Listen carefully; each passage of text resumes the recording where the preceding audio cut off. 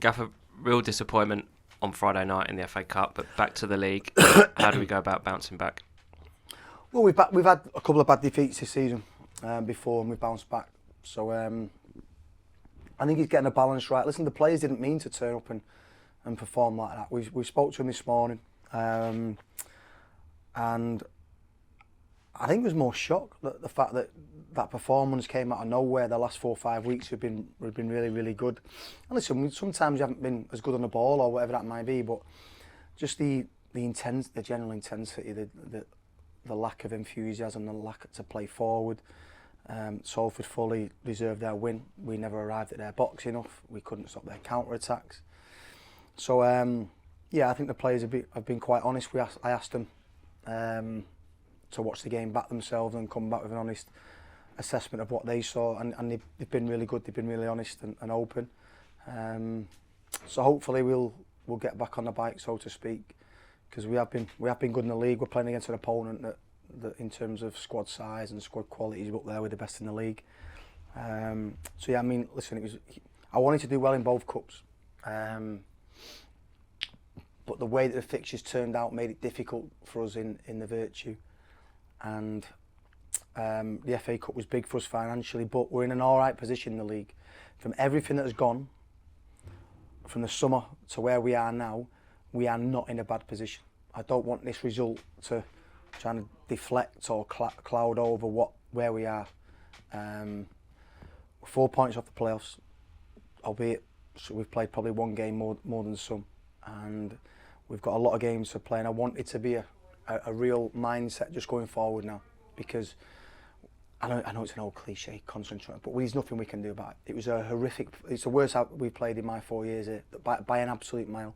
We had one game away at Shrewsbury where we was similar, but that was a League One game. This was against League Two opposition, and it was a shocker. It was an absolute shocker.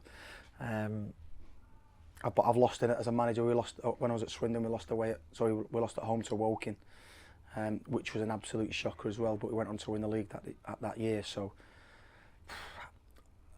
my message to the supporters is apology. I think a lot of you seen my interview on TNT. I wasn't happy, and like I said to Dave after the game, I've always go over and clap our supporters, but I needed time to breathe. So the players know. I think the players will respond in the right way. We've got good characters.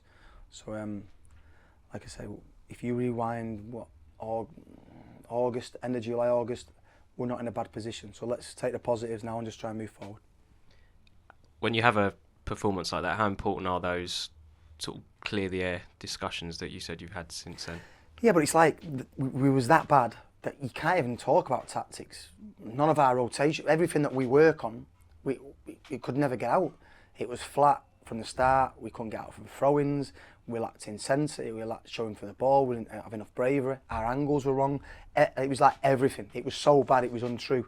So therefore, we have to be pretty measured in the way that we see it, and hopefully it's just a one-off and we can kick on from here. Prior to the 2 cup games, how encouraging have the signs been for you in the league? Massive. That's why it was such a shock. But again, it does show that we are inconsistent at the moment. We're not. I said after the game when I spoke to Dave that we won 4-0 at Burton, and Burton in the last 3 games before that had scored 3 at Bradford, scored 3 at home to Bolton. They beat Cardiff away. So it was a really good team. And even though we won 4-0, listen, I thought we'd done well, but this team has not even started. And we won 4-0 away. But we are still very, very inconsistent, not just within performance to performance, but actually within the performance of a certain game as well. So we need to get more consistent. We need to get more. We need to be more organised in terms of our on-field decisions. Our communication needs to be better between each departments. But like we say, we are improving the league, and like I say, the last 6-7 games in the league have actually been really beneficial. So and push us up to mid-table where we're on, the coattails of other teams. Consistency, is that something you can work on? Is that something that just the players have to bring themselves?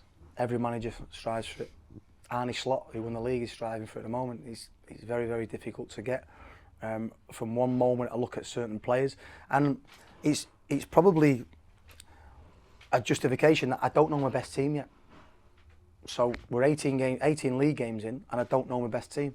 Dimitri Mitchell comes in, plays really well, gets injured. Michael Craig has been in and out of the team through injury. Certain players have come in and really impressed me, but then in the next game they've let themselves down. So we've got no continuity when we think we've got a settled team and we look good. We then pick up injuries. So we've obviously lost El Mizuni and what have you. So that's no excuse. It's just that I would like to get to a stage where I know roughly, give or take, one or two things or one or two scenarios that roughly where the best team is. And I think when we get the best team out that we think we've got, then I think more consistent results will follow. You touched on Luton a minute ago. What kind of team are they? Well, for the last 2 years, been used to losing after an unbelievable experience in reaching the Premier League. I watched some of the games in the Premier League, and they maxed out. You know, they was unlucky in a lot of games. Or the Arsenal one brings back memories where Arsenal scored really, really late on. So they was competitive in every game. They took a lot of teams to the wire, and they maxed out. And then when you get relegated, that in itself gives you certain issues where players might think that they're good enough to stay in the Premier League. They don't want to be in the Championship no more, and you know, you can get loads and loads of ins, loads of outs and things like that. But then obviously a shock to get relegated from the Championship. I think they've got a really, really good squad. They've got numbers. I think the centre forwards, they've got 4 or 5 really, really good centre forwards, good wingers. So all in all, a really, really good squad. A squad that should be at the top end of this division. They went to extra time and pens on Saturday, losing at Fleetwood. So, I mean, does that come into your thinking at all? No, because of one-off. They made a few changes. I actually wanted Swindon to score a 5th against Bolton to make our result not the worst for the weekend, but it can happen.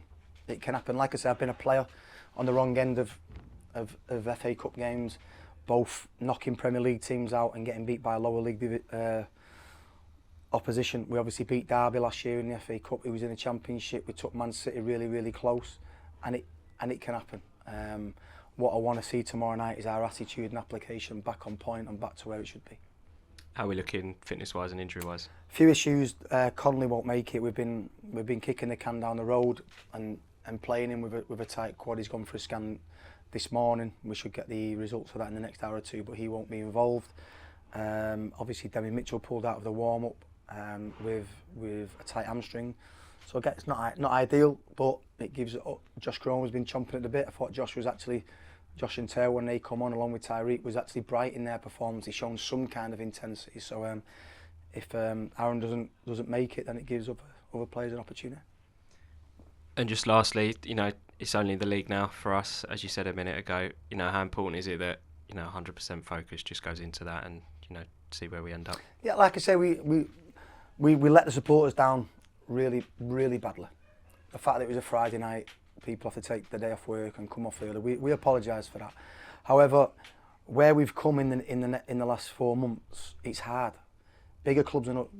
The year before we got beaten in a playoff final, Bolton got beaten in a playoff final, and spent millions, and still couldn't get in the playoffs the next year. So it's tough. It has a knock-on effect.